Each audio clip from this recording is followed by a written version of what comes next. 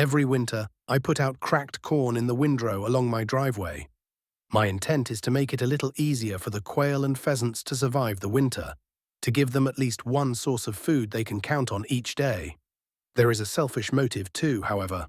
I get a kick out of seeing them on my property, and after 50 years as a bird hunter, I like to think I am giving something back. I know there are problems with feeding wildlife. Once you start feeding, you must continue until the nasty weather is gone, or the birds will waste valuable energy scratching around in the snow where there is nothing to be found. Another problem is the possibility of disease where birds are concentrated. Hopefully, I have eliminated this possibility by getting rid of my feeder and dispersing the grain over a substantial area. A third problem with bird feeding is that predators will also zero in on the ready supply of food. I'm sure hawks, owls, and precious domestic kitty cats are using my feeding area too. I have seen the neighbor's yellow kitty, the clawless one that spends most of the day inside, bound up my driveway with a quail in her mouth. One of these days, I hope there will be a coyote bounding after her. It's not that I hate cats, it's just that I believe in the natural order of things. There is one other problem with feeding pheasants and quail in the winter, and for me it is the most significant of all: temptation. For while I greatly admire the gaudy beauty of a cock pheasant, it runs contrary to my hunter-provider ilk to watch one walk around unmolested. I have lain awake at night plotting my stalk. I'll leave the truck parked on the pad in front of the garage for a couple days so the birds will get used to it. Then, in the morning, I'll go out and distribute the usual 2 pounds of cracked corn, perhaps dispersing it a few yards closer to the garage than usual. I'll lock the dogs in the kennel, I'll watch from the house, and when the birds appear, I'll load my 12-gauge and sneak out the garage door and hide behind the truck. From there, it is only 30 yards to the feeding area. Boom! Never mind that it's illegal to shoot birds over bait and unethical to shoot them on the ground. There is one pheasant in particular I covet. He is a big boy, a veteran of perhaps 3 winters, which in pheasant time is the equivalent of a man's living to celebrate his 90th birthday. He has hooked spurs nearly an inch long, but it is his primary tail feather that gets me most excited.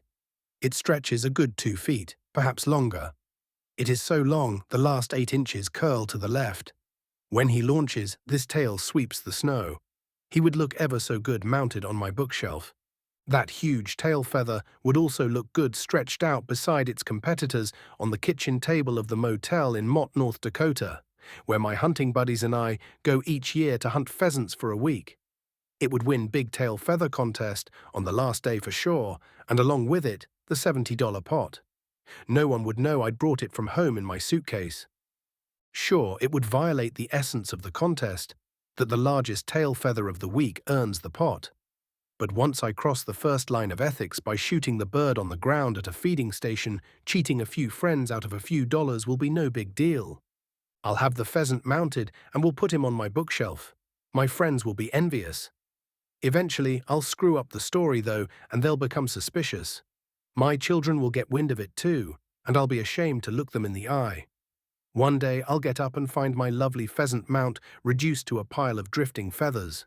I'll suspect the neighbor's yellow cat, but it could have been my dogs, who watched the whole sorry episode unfold while locked in the kennel.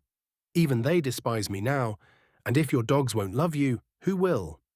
My soul festering with guilt and shame, I'll start drinking. My health will deteriorate, and I'll have to sell my shotguns to pay my medical bills. Finally, penniless, depressed, sick and alone, I'll call a helpline. They'll send a cab for me, but we'll get lost in heavy traffic and the meter will continue to run.